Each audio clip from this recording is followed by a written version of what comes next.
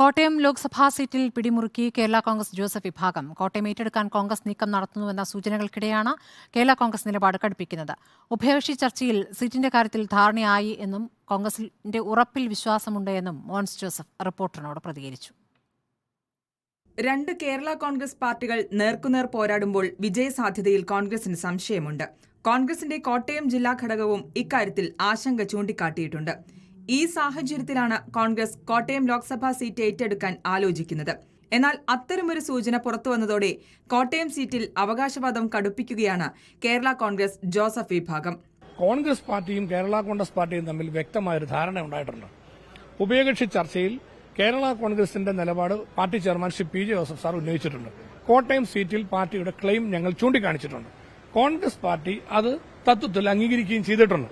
കേരള കോൺഗ്രസ് മത്സരിച്ചാൽ കോട്ടയത്ത് UDF പരാജയപ്പെടില്ലെന്ന് മുൻകാല അനുഭവങ്ങൾ ചൂണ്ടിക്കാട്ടിയാണ് മോൻസ് ജോസഫ് വിശദീകരിക്കുന്നത്.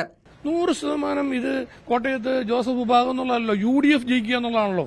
കഴിഞ്ഞ പ്രാവശ്യം UDF വിജയിച്ചത് കേരള കോൺഗ്രസിന്റെ കാൻഡിഡേറ്റ് ആണ്. കഴിഞ്ഞ പ്രാവശ്യം ജയിച്ചു. അതിനുശേഷം നടന്ന ജോസ് കെ മാണി വിഭാഗം വിട്ടുപോയതിനു ശേഷം നടന്ന പാലാ തെരഞ്ഞെടുപ്പിൽ ആരാ ജയിച്ചത്? UDF ആണ്. കടുത്തുരുത്തിയിൽ ആരാണ് ജയിച്ചത്? UDF ആണ്.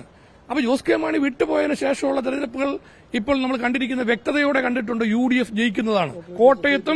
കോട്ടയത്തും പാർലമെന്റ് തെരഞ്ഞെടുപ്പിൽ അത് ആവർത്തിക്കും. UDF ജയിക്കും, ഒരു സംശയമില്ല.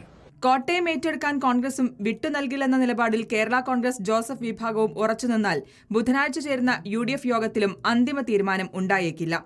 കോട്ടയം UDFൽ കീറാമുട്ടിയാകുമോ എന്നതും നിർണായകമാണ്. റിപ്പോർട്ടർ, കൊച്ചി.